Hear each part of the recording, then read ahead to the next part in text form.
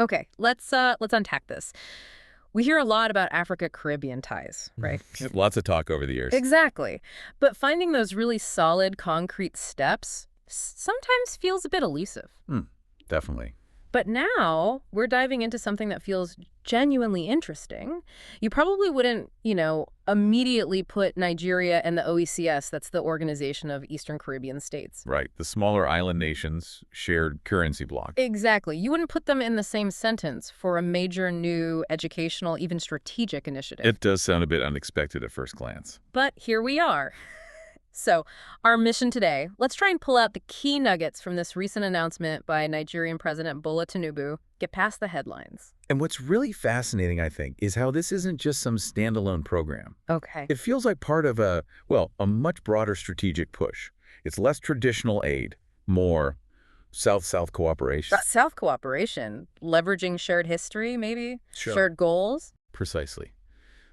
Building this kind of new axis, you could say, of mutual empowerment between these regions. That sounds pretty significant, a deliberate shift. Yeah. So what makes this initiative feel different? What are the core pieces suggesting it's more than just talk? Well, I think it's that strategic recognition, that Africa and the Caribbean can gain a lot by working directly together, not always looking towards traditional partners. Right.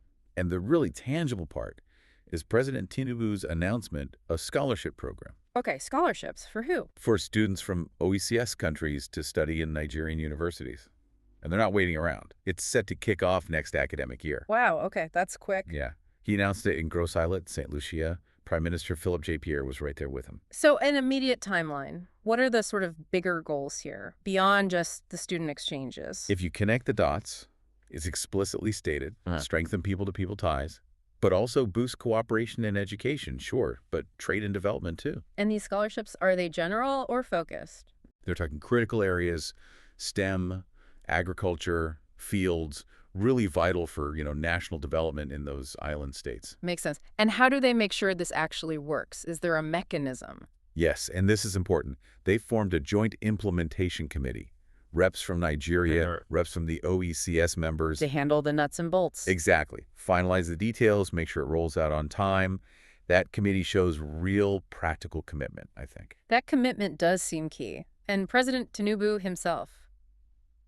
He had this interesting way of putting it, didn't he? Yeah, that metaphor was quite striking. Talking about getting from the fruit that is lower to us, like accessible opportunities. Sort of like low-hanging fruit, yeah. Mutually beneficial things that are right there. He stressed the OECS is very close to us in Africa. It shows a clear desire for, closer work. Facilitating business, education. Yeah. Capacity building, as they say. Right. And that's just it. Beyond the scholarships, which build human capital, you have to ask, what else makes this easier? Okay, like what else? Well, visas. There's a proposal being actively worked on to waive visa requirements for diplomatic and official passport holders from OECS countries. So smoothing the path for government-level interaction. Exactly. Easier movement, easier collaboration. It's a practical step. So this joint committee, it's not just scholarships and visas then, it's looking broader, laying groundwork for maybe economic links. Precisely. They're also focused on other major pillars. Such as? Air connectivity. Think about it, it's not just for tourists. No, it's crucial for business, right? Moving goods, people. Absolutely. Yeah. Right now, getting between West Africa and the Eastern Caribbean often means these long, expensive flights through Europe or North America. That's friction adds cost. Big time. So the committee is prioritizing direct air routes. And for trade, they're exploring areas where they complement each other, maybe agriculture, services, even creative industries, looking for those win-wins. Okay, a comprehensive approach. How did the OECS side, how did Prime Minister Pierre react to all this? He sounded very positive. Welcomed the scholarship program, called it a timely and practical expression of solidarity. And he confirmed the timeline. Yes, noted its immediate action status. Confirmed students are expected in Nigeria next academic year. It really shows the OECS sees the value here. A shared vision, it seems. So, bringing it back to the listener, what does this all mean for you watching these global shifts? Well, it's part of this bigger picture, isn't it? President Tinubu's push to really deepen those Africa-Caribbean links. It feels like a new phase, maybe more concrete this time. Building bridges where maybe we didn't always focus, moving from just rhetoric to actual partnerships. I think so. This deep dive really highlights how regions you might not immediately link are finding that common ground. Forging new paths? Yeah, driven by mutual interests, that shared South-South development idea. It really makes you wonder, doesn't it, how many other low-hanging fruits for collaboration are out there? Beyond the usual alliances. Exactly. Waiting to be picked, maybe in unexpected places.